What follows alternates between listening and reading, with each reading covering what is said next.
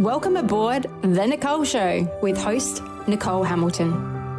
Our task is to educate, empower, and change lives. Join us for stories of resilience and rebirth. Honest talks that inspire and challenge you.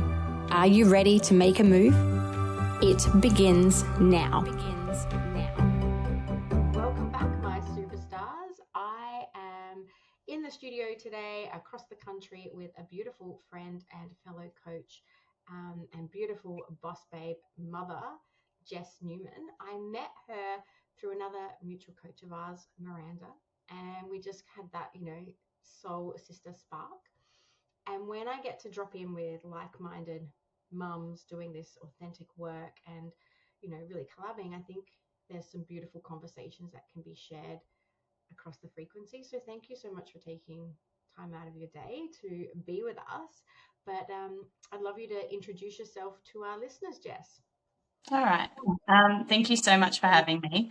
And it's true. I know that when we first met each other, my soul felt so safe with you, so safe with you. And it was exciting, though. It was igniting. There was so much depth, banter, play, all of the things. So I'm so grateful to be able to do anything with you. But this is fun. Thank you. I really felt that. Thank you so much for seeing me. All of you. All of you. So a little bit about me. So my name is Jess Newman. It's only recently that I've been trying to incorporate what my title is or my elevator pitch. But I've been using the term balanced success queen because that's what I care about. It's very much in the queendom energy, and I'm no longer a maiden, even though I can play around in those realms. I'm a beautiful, powerful 40-year-old woman, and I'm so grateful for the life that I've lived, and life is a gift not given to many. And at the same token, I'm a mum of 4. I work within the elements of the mind, body, and soul. So to allow people to get what they want out of this one and only life, but not from a place of burnout and overwhelm. I've done that. Yeah. Oh, you're giving me tingles straight away. And just a reminder, guys, who do like listening to the podcast, I have met my most amazing, beautiful tribe, family of people right across the country, and if not the world, actually now, from doing this work. And when you're totally seen at 40, let's be real, to make a friend at 40, it's hard. But when somebody that, ignites that back in you, and you can have that playful banter or be seen or share mum stories, that's what it's about. And I do, highly always truly try to drive home, mums, don't get stuck at home, don't get stuck in your 4 walls. There's so many free communities that you can get out to and meet like-minded women like this that just can be your new best friend. And so thank you for seeing me. But tell me, what was that new title that you're playing with? The balance queen? What was the balanced success queen? Balanced success queen. Oh, I love it. And also, when we're talking about labels like queen and maiden, we're diving into archetypes, guys. But I love that you're calling in that power, because for me, well, just in general, there's so many labels that are thrown out there for us as, women and ladies and girls and, mums and wives and, so many different things. But when we innately pull on all the energies that we can possibly be, pulling on that beautiful queen energy, who doesn't want to be basking in that realm?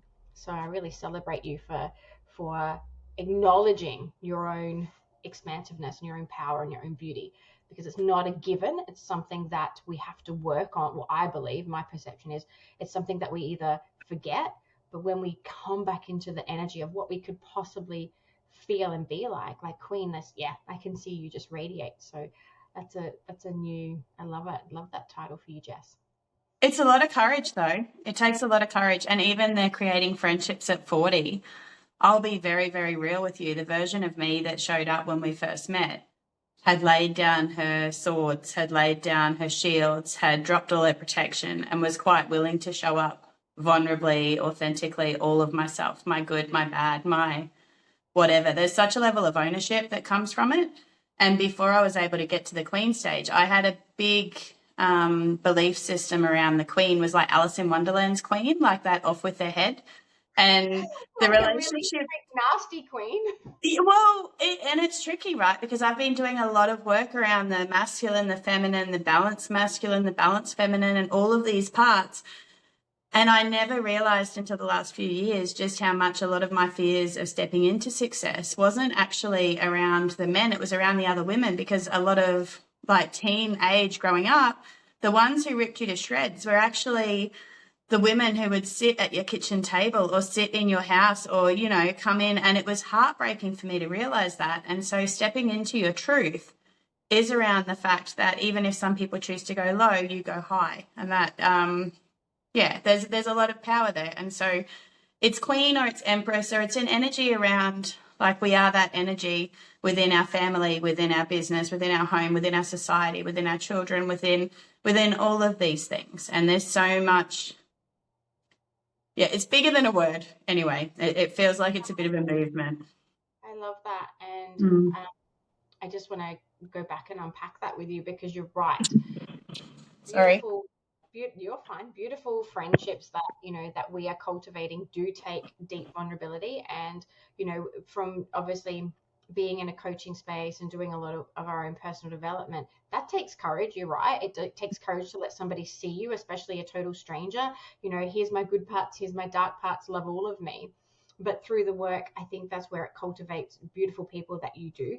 Like Mm, you said, you felt safe with me. Well, I felt totally safe with you because I'd found you through another coach and we went on a retreat together and the space was safe and it was yeah. sacred. And that, whereas a lot of us, and I love that you've talked about this, like around the dining table, women judge women and it's taught from a very young age. Hmm. And to get to this place and space where I can genuinely feel you and unpack and talk to you from a loving heart, I've had to go back and really love myself and unwire some of those programs and behaviors. If I look back at the Nichole that I was at 7, learning Mm, to change schools, be bullied, gossip, drama triangle, talk about somebody else when they're not there to form a connection, mm, all of those things are still patterned and behaved throughout society now. And those friendships are not serving because they're at such a low frequency, but yet that's all we're taught. We're taught to behave that way and to leave somebody out and to just from a fear-based place to connect. yeah. And yet when we unravel that and we open our heart and we are truly seen, we have these genuine, beautiful friendships. And so again, I see so many women go, I've had a friendship breakdown or a gossip or a blah, blah, blah. Those friendships weren't serving you. Call in more because there are beautiful integrated souls that genuinely just want to unpack and love you like this. And I didn't find my really good soul sisters and soul brothers and tribe until I was like 38. And Mm, I lost a massive group of friends, which was devastating. They're like breakups when you lose people that you love so much. But now, like, I am so abundant. Like, I have so many people through these frequencies, through these, waves that I can send a voice message to and have that connection to. And you are just one of them. So thank you for being in that place. And again, I just want people to know that it's so possible to have these amazing connections that do light your soul up. yeah. Yeah. And it's funny because I still have the triangle conversations now, but I have them in a way of such positivity. So, like, if someone was wanting to talk about kids, it's like how I talk about you is how I would talk to your face.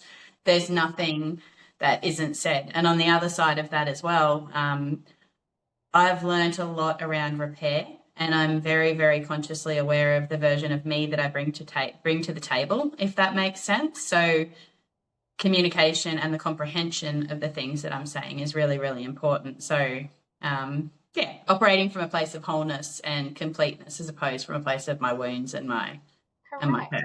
Yeah. And that's not to say that I don't talk about people. Of course I do. I get Yeah. triggered. I'm a normal human being. But when I go to somebody, if it's you or Miranda or Crystal, whoever it is, they will hold space for me to vent, not Yeah. to gossip, not to be malice. I'll be like, Mm-mm. Nichole, what do you need to unpack?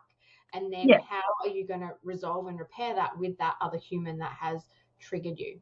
And Yeah. so when we do it from that place, not in a gossipy, yeah, we're going to team up No. and we don't like this person, but that we're not taught that at a young age. You can say, No. hey, I'm going to hold space for you and I'm just going to listen, or would you like me to give you some advice on that? But I teach little. I had this girl here a few weeks ago with her notepad. She was 11, going through the same thing, gossip and hurt and eating conversations that were not kind. And I'm like, it just needs to be taught at a younger age, because authentic connections and really holding space for other humans is just what they want. They just want to feel heard and seen. And even stopping it. I know that was a recent thing, like just traveling when people go to an event and then they jump in the car. One of the first things that people in the front seats of the car can do is then switch and talk to each other and speak about the event. And you've got kids in the back. Like, kids are always hearing from a conscious and an unconscious level. Like, we can sometimes think, oh, they're not listening, they're not hearing. They hear everything. They pick up on everything, and they pick up on all of the unspoken as well. There's no secrets. It's like I don't know, animals, scary animals. It's like they can smell fear. Kids can smell. They know what's going on. They smell the vibe. They repeat everything. Aurora is a little sponge. It's so funny. So Yeah.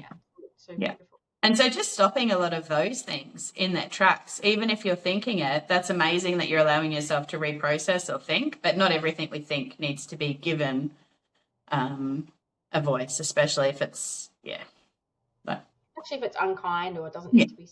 Yeah, I get it. I love that. I can't believe your little one's only 2. Yeah. Your little one's only 2. Like, it feels like, yeah. I'd love to talk about how you juggle them, because you were just saying before we jumped on, your little ones are having a nap. They might wake up. Like, for me, the Nichole Show, and just in general life and business, it's not about a cookie cutter reel of like having a perfect studio and quietness. Like, if Aurora comes jumping on in here, then that's how it is. And if your kids wake up, cool. But how do you find, your what was it? Balance, success. The ADHD is kicking in. Balance, success, queen. How do you boss babe it as a mum and find that balance? What has really shifted for you to own that part of yourself? I'd love to know.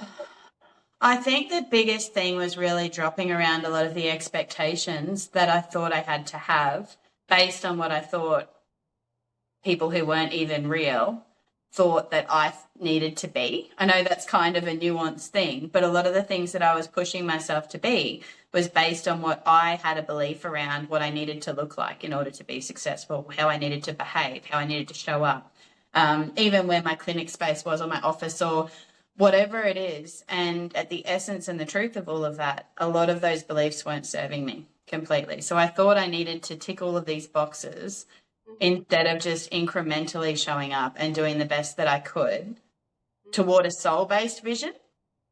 Because I should be very transparent and clear here. I've hit burnout multiple times over my life because I always thought working harder was smarter. And, if you work hard enough, then you're going to get it all. But the truth is, if that was really true, a lot of people in nursing homes now and most of our grandparents would all be billionaires because they're the generations of the work harder. And so I think a lot of my previous way of approaching the things that I was wanting to do, sadly, was out of a kind of more push energy, because if I pushed hard enough, then I would be enough. And so the version of me now is very, very clear on what my legacy is, like what the legacy I want to leave when I take my last exhale and then I leave this earth, how I want the people that I get to do life with, how I want them to think of me or feel, and also the ripple effects that I want to create that outlive long after I'm gone. And when I operate from that essence, it's such a different feeling. It's like tingles up your back. And it's like, if my best that I can do at the things that I'm trying to achieve is 2 hours time blocked this week, then 2 hours is so much better than nothing. And if all I can do today is just sort of keep myself grounded, then that's okay. So I've really shifted the way that I do life. I've shifted the way that I show up, and I'm very aware of my capacity. And I'm of no good if I'm not, I can push, but the version of me that takes time to really make sure my soul is aligned and filled and I'm the best me I can be first and foremost. My relationships are juicy and delicious and loving and luxurious and connected. That's with my husband, my family, my kids, and then my business and my connection and friendships fit in there too. And my business now comes sort of third or fourth. Whereas the other way that I used to do it was number one. And the whole reason why I was doing a lot of the things was, yes, for my own soul, but it was also, you know, freedom. And there was a whole range of other things that I was trying to tick. It was wonky. So I had to shift. I had to shift a lot of my values, and I had to really reassess what's important to me at a soul level, at a real soul level, and then just do more of that. I love that. You've given me such a permission slip today, because I've been a little frazzled. For those that follow on socials, and whenever this does air, Abs and I've sold our house, so we're packing, we've got settlement, we've got new things to get completed at the new house before we move in, and crane our swim spa out. So there's a thousand things to do, and I have been so scatty today, on top of jumping into a course that I was gifted by Paul and Juliet, beautiful Evolve and Relaunch. I'm resitting some of the advanced hypno, and I have been frazzled, and I have not been at my best self. And so you just really give me that permission slip to go, well, actually, what is, like, where do I want to balance out today? What is important to me? And you know what? After this, I'm logging off. I'm going to be with Abs and Aurora and be my best self, and really get the things done and be present. Because when I am in that scatty mindset, which is what you kind of also said, for me, my interpretation of that, like, push harder. I was pushing hard today to get all things done, and what is actually really important to me, and where can I, make some adjustments. And I know that might sound hard for some people who are working a 9 to 5 or whatever else, but if I can really take ownership on some of the behaviors and thoughts and things that I'm doing, and take some of that pressure off, and I'm going to behave so much more differently the rest of this afternoon. So I love that you've been able to help me shift that. Even in the 9 to 5 thing, though, like, I did that for years whilst I was building up my skills and my modality, and would work like of an evening, and so do all of it. I recently heard it called an epiphany. So, like, when you go and pee, you have the epiphanies while you're peeing. Whereas, like, a big part that I did when I'd go to the toilet was that's, and I know this isn't maybe the healthiest of advice, but sometimes, and for anyone who's got a baby or a little child or a mum, like, that our kids follow us to the toilet when they're at an early age. Like, that's the reality of it. But sometimes we have to pee often. We have to let that happen. And so even just letting myself connect into my breath through that moment, like closing down my eyes, and I always do the inhalation, exhalation, like with one finger and one thumb, and then move on, in, out on the next finger and thumb, in, out, next finger. Because when you're pushing, for me, my mind gets like loopy. It just starts running around with loops. Oh, but I need to do this and I need to do that, and I can't believe I haven't done that. And the stories that come out there, especially around if I'm failing or I'm falling behind or I'm thinking I'm not enough, they're not kind. They're not kind. Like, I would never say that to a friend, let alone, and that's where so for me, it was all about just consistently trying to close and quieten the mind. And it's funny because I also think from a universal energy, when we're running around like a duck on the water or whatever, it looks kind of calm on the surface, but it's not, because your feet are a million miles an hour. And if you've ever seen someone frazzled, like, you kind of want to help them, but you're also kind of sitting there going, oh, you're a bit scary. I might, I want to, but, and I always think from what we're attracting from the universe, it's sitting up there going like, are you good? Oh, no, you're good. Oh, okay, I'll wait for you to sort your stuff out. And then when you're ready, let's go and create some flow. Like, it's just kind of waiting for you. 100%, 100%. Really good reminder for me today, because I have felt like that duck on the water with my legs going super, super fast. And I'm gonna take that to the pee, because I drink a lot of water. So for those who do watch the YouTube, go back and watch Jess doing there, because I can imagine myself doing that, and it's just gonna calm my ADHD mind. And anything that I can add in and a quick practice, I love.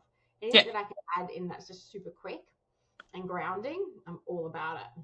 Yeah, and it is super quick and grounding. And the reason it stops it is because, for me, I don't know about anyone else, but I got it all going on too. And that's where I sit there and I'm like, oh no, finger in, out, finger in, out. So I'm so focused on getting the fingers and the breath right that this just has no choice but to quiet. And the other one is humming or music. Put on the music for the emotion you're wanting to feel, because you cannot have the negative loop going on whilst you're singing or humming. It can't be there. So it's Aurora and I do that all the time. She loves that. So me and her have a very similar, like, energetic field, and I make up the randomest songs for her. like when we're driving a car, like it's just the whatever's going on, and she just like full jams on with me. Yeah. And it could be whatever we're doing, and it matches the internal for the external. So even if we're like having a bad morning, I'll be like, yeah, and we're moving up, we'll have a bad morning, so we're moving our body, and she just starts copying. And it can just be, talking about the things that we're doing, and it Yeah. literally changes the mood. Yeah, but you don't want to go like, just say that you actually want to smash plates on the floor. You don't want to then go full zen and because it's just a mismatch. And so you do want to play the music for the emotion that you're feeling, but then incrementally change it. So if my kids are jumping off walls, we remove the walls, which means we go outside, and then we will put on some pretty heavy kind of whatever music to let them stomp and swamp and yeah. Yeah, I Yeah. love that swamping. That's what it's called, isn't it? When you match your internals to your externals, you swamp Yeah. it out. Yeah. I love that. I love that. It is a good reminder. And yeah, music is so healing. And humming, I didn't realize, somebody taught me that a little while ago. When you hum, it changes your frequency on the inside because the vibration through your lips and your throat. Mm-hmm. So I'll chant, especially in the car, if nobody's around, and I'm not nervous to do it, but I can feel the vibration all the way through my body, and it will be Mm-hmm. a really big release. But I didn't realize humming did the same thing, Mm. and it's a really powerful little healer that we're all innately can do for free. Yeah. Yeah. So yeah, try All it, the guys. time. Humming and chanting, such a good Mm. playful place to regulate and move your nervous system, switch it up. I should say as well in there, I resisted for a really long time. It's only been probably the last 12 months that I've really let anger play and let a lot of my anger have a stage, which has been, so I was the queen of suppressed anger. So it's not that I didn't feel frustration, but instead it was mostly internalized. But primal screaming into a pillow, Oh my God. it is epic. It is epic. And if there is so much going on and it's like juggling, it's like it is the most powerful thing. And even like this is my own belief and I do it with my children, but it's not a bad thing to allow primal screaming. We do it into a pillow kind of as a bit of a family thing too, because it's like, oh, my body's feeling all these feelings and I need to do something with them. And it's like, you're right, Mum. It's like, yeah, I am. I'm just feeling very frustrated. I just need to get it out. Like I don't want to swallow it down and keep it. And so it's not at them. But I think it's so much better to give that feeling a voice. And if you're going to say something, like we want to use our words for wisdom, not as weapons. So if ever you're at a point where you want to use your words as weapons, grab a pillow and scream and let it out. Like, I love that. I remember one time I was doing primal screams with a kid, like on a Zoom, and I forgot to tell Abby what I was doing, and I wasn't. I don't think it was even in a pillow. It was just like, let's just do it. And poor Abby came running through the room, saying, "What's the matter?" So I forgot to pre-warn. But yeah, primal screams are great. I've used it with a lot of kids that are dysregulated. Like we run it out, and then we go to the park and we do primal screams. But that's a cool one because I haven't brought that out with her before. I don't think she's even seen me do it in a pillow. So they've reminded me to play that game because she gets. yeah. I wonder if she'll do that if we're doing meltdowns. Oh, it gives me some cool little ideas. Meltdowns are cool. Another one that was like transformational. I was going to say transformational for me. I went to a remembering, and so it was like all the parts of you. That was a retreat. Alison Davies, she's actually a neurodivergent queen, and it was a brains and behaviors. That's a whole big thing there. But the remembering your voice. She does a lot of melodic mantra stuff, but we got in this river and we learned a lot about the Irish keeners, and they were the grieving women who it was passed down from women to women. And anyway, they would be the ones to start this grief process in families. And we were in this river and we allowed ourselves to start doing like the guttural cries or the sort of like the deep wailing. And I've done it a few times with the kids when they're like really sad and don't know how to process that emotion. Like you just allow that to start to happen.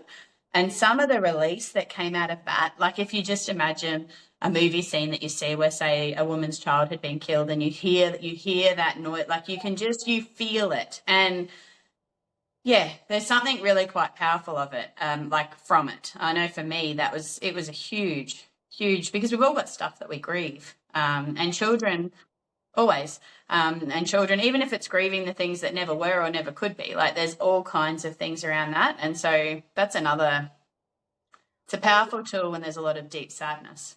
Abby and I had to pick ourselves up because Aurora went through this phase that she was, not so much now. She's got a little bit more emotional intelligence. She's a little bit older, nearly 4, but she's going through this process where she would have 45 minutes and stuck in a loop of just screaming. And it would, I can hold space like no tomorrow for somebody else's kids, but it affects my nervous system so badly when it's your own.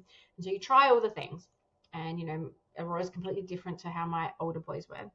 And we got into a little bit of a habit, and this was a while ago, it's like, it's enough now, stop crying.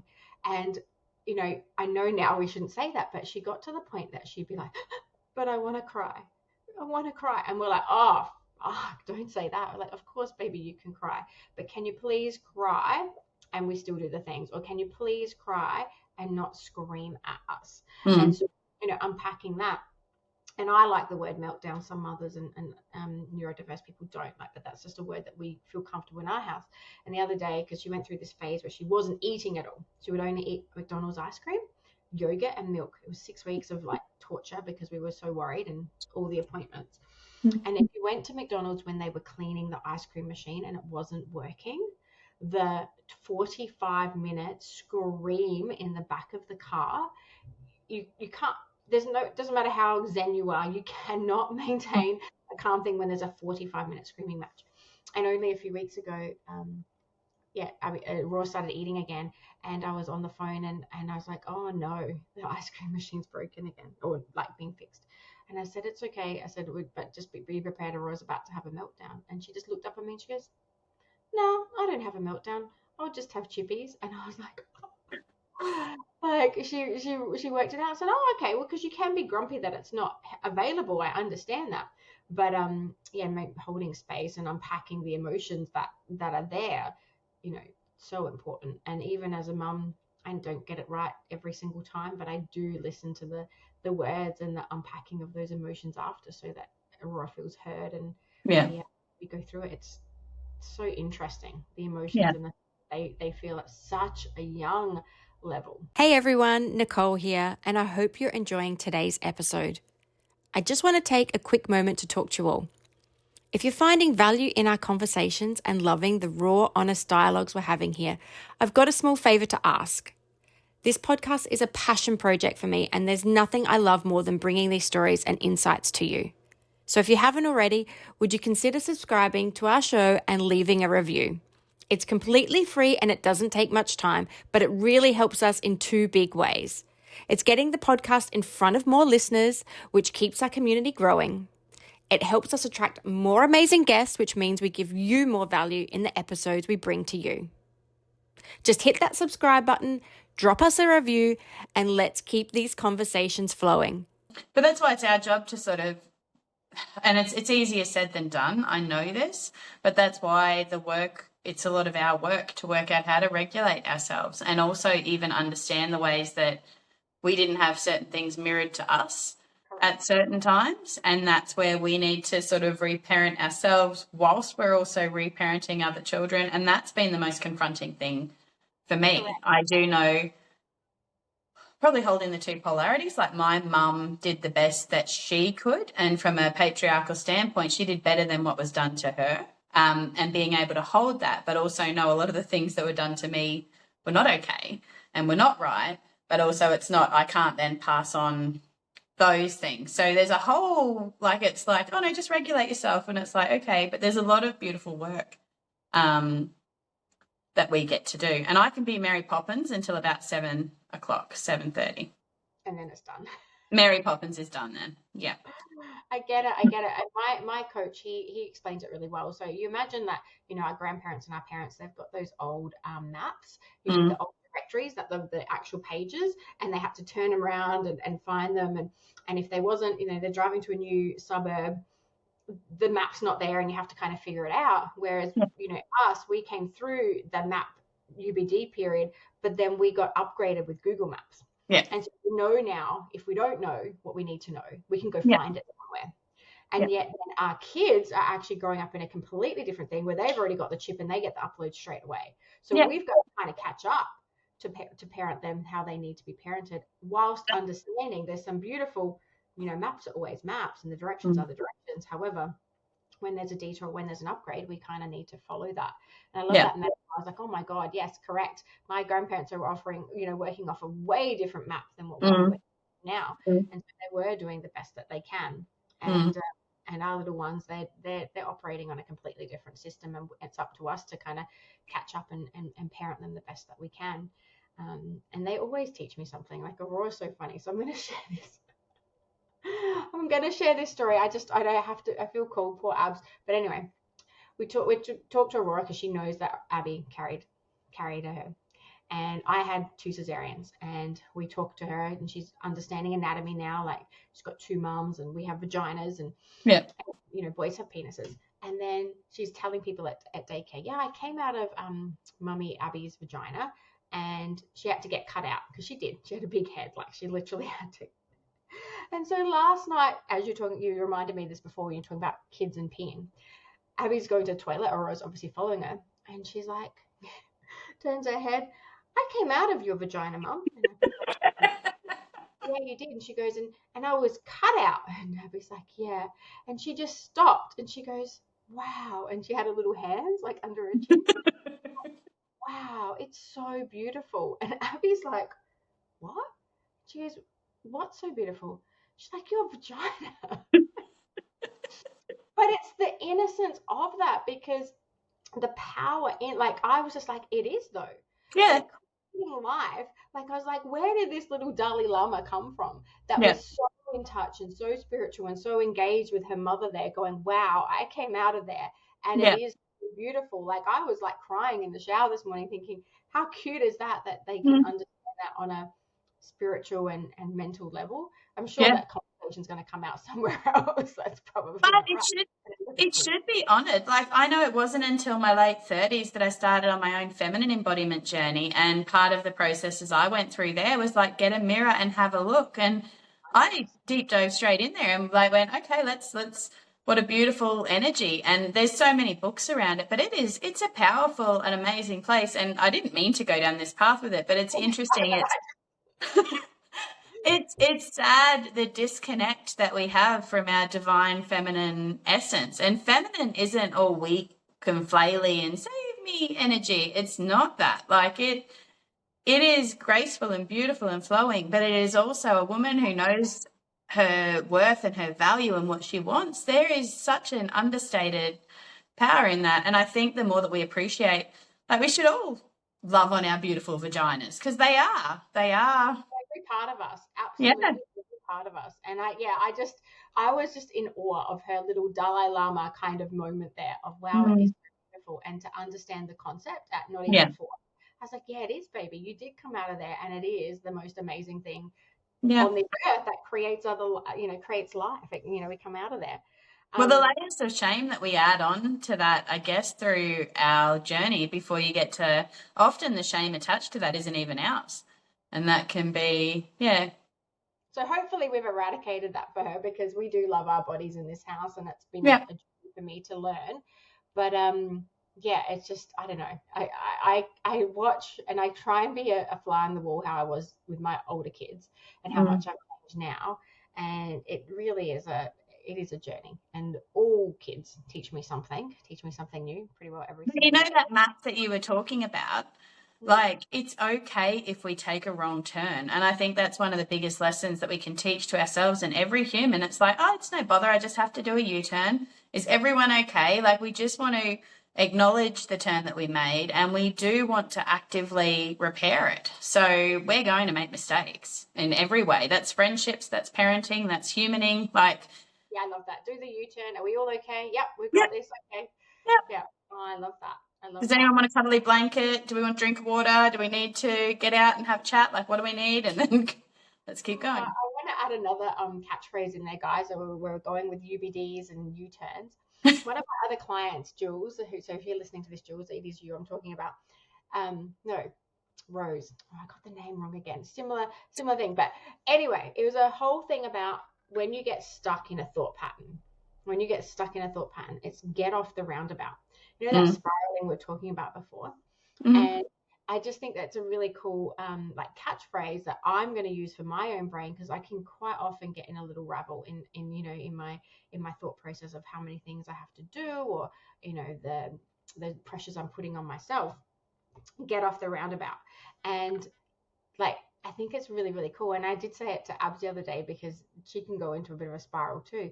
And it's something that what I want to bring in as a catchphrase. And I'll also bring in the U-turn one as well. Hey, we're just going to do a U-turn. We're going to double back. Yeah. It's all good. It's all Yeah. good. Yeah. And I Yeah. think the visuals really help. Oh, hugely. And change the perspective of what we're going through. Like, oh, is that it? Oh yeah, I just have to take a different turn. Yeah.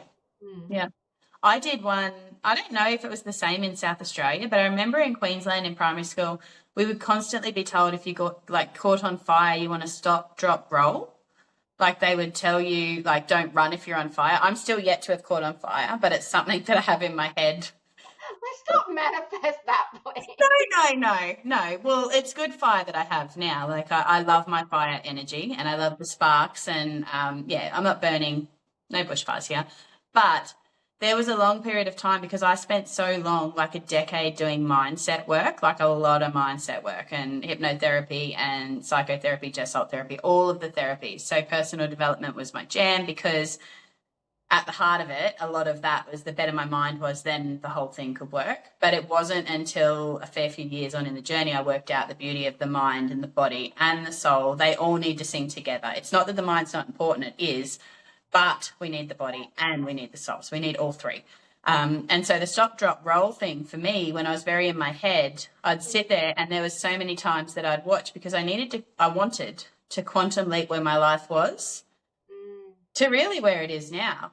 And I needed to really, instead of, because we're meant to spiral, like we are meant to always spiral. And when we get stuck in that loop, we're just treading water, hoping that the next log will come along and the next one. And so that stop, drop, I actually would drop down to my knees in my body and go like, hang on, what program am I running off? I keep creating this same result. I've got to stop. What is going on here? And then the roll part for me was like, oh, I'm not going automatic. I'm changing this. Like the roll was my action that I would take. Feeling it in a different spot, like looking at it. Yeah, but I needed to actually stop, and it was probably for about, if I'm honest, maybe 9 months that I just dropped down to the ground at any point. So whether or not that was a toddler having a meltdown or just life happening, that was like, I mean, might look crazy for some people if you're doing it in public, but who cares? But yeah, that actual full perspective of like, hang on a sec, I need a minute. I'm going to change my perspective. I'm going to get on my knees, and then I'm going to, did you actually do the roll as well? Did you roll across the floor? No, I never rolled. No, I don't know how that would look. Demo. I haven't rolled for many years. I think maybe I need to bring rolling back into my world. But I roll with action, not physically. I might roll. I also tried to cartwheel recently. It's a long way down from where it used to be. Like it's a long way. I'm like, woo. Trust me, I know. I do acro with my doubles partner, and I'm 43, and she's 10 years younger than me.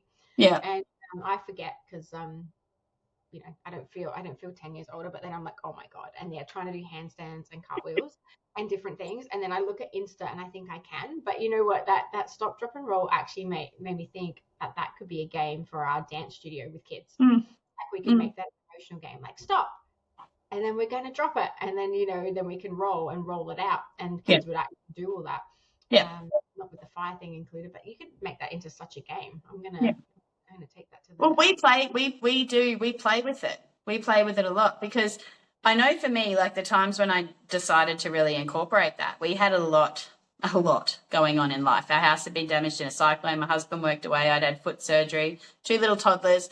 Like there was a long list of things going on. And I remember it was at the times where I was like trying to prepare food or trying to do something, and I was struggling. Like I was just keeping my head above water. And then I would get frustrated over something, and that stop to drop allows you to really stop and look at the situation, like really look, be the observer, not the absorber of it all, and go. And you could just see, like even if it was my toddlers having a melt, you see their face differently. You see this sense of see me, help me, like acknowledge, just be with me. Who cares about the carrots? They're going to be fine. They don't even need to be peeled. You're the one choosing this whole big thing. And so the role was, cool, who wants toast? Like whatever it was, the I role love was then, that. Yeah, almost like roll the dice. Choose a yeah, different option. Choose yeah, a different option. What are we doing? Oh, yeah, I love that. yeah. Oh my God, so much juiciness that I've got from today. So many cool things that I'm going to implement. I honestly, guys, this is a passion project for me because this stuff, wasn't out there when I was first starting and learning. And so I really wanted to take some of the mask off the coaches that they see a certain perception of us or our posts or our lives or our videos, but getting in deep and like understanding what we're doing in our own families, in our own lives, and where we've learned different modalities from is so important. So I really Mm. thank you and honor you for sharing all this stuff because hopefully it's landing on somebody else's ears that really need to hear it. So it's really, really cool. Hmm. Is there anything else that you would want my listeners to know before we close that one off? Mm. Anything in your heart? Anything in your superconscious that wants to come through? I don't know. I think if I had the greatest lesson that I think brings the most beautiful joy and love to the cup of life within ourselves is to really allow ourselves to have the deepest love and compassion and forgiveness for ourselves with every single step, and almost shift that inner talk into like a little bit of a cheer squad for ourselves. Like, I am showing up, and if my best today is that the kids do get toast for dinner and I just do my clients and switch off, then that's okay. If my best today is that I get trippy and listen to a podcast while cooking dinner, that's okay. If my best today is that I listen because my body wants to rest and I do that, like, that's okay. And instead of, it's not real, it's kind of like reframing the talk inside there to just go, how, if I was looking at 5-year-old me in a mirror and she said she was tired, how would I talk to her? I wouldn't sit there and go, what do you mean you're tired? You got too much to do. I'd sit there and go, oh, no worries, darling. Did you want some lavender? Like, what would you like? Do you want to have a cuddle and watch TV on the couch or have a Yeah, nap? Or, yeah, what do you need? I love that. I love that. yeah. My best today. And the more that we do that, the more that I feel that sorry. No, you go. You go. Well, I think the more that we do that, the more that the universe just, it gives us space, and it gives us everything that we need, whether that's people, opportunities. Like, we're more magnetic from that place, and we're more authentic, and we're more grounded. And it's the little tweaks, but it's like the more deeply and completely I love, accept, and see all of myself for all my flaws, all my magic, all of my things, the more the world moves in my favor. I'm not pushing against the current. Yeah, you're being really compassionate, and it's such a kind way to speak to ourselves because we are so not taught that, and we're so programmed to, like you said, like think that you have to work harder or do more or push that bit further or not have that rest. And so if my best today is jammies and a takeaway meal, then cool. Who cares? Yeah. I love that. I love that. Well, please, we're going to add all Jess's stuff underneath. So if you're inspired to work with her as a coach, all her offers and bits and pieces will be underneath as well. It's always about, offering. I was just thinking as well, where exactly are you? I forget. I know you're in Queensland somewhere, but where are you? I'm based in the Atherton Tablelands, so it's like an hour and a half outside of Cairns, so far north Queensland.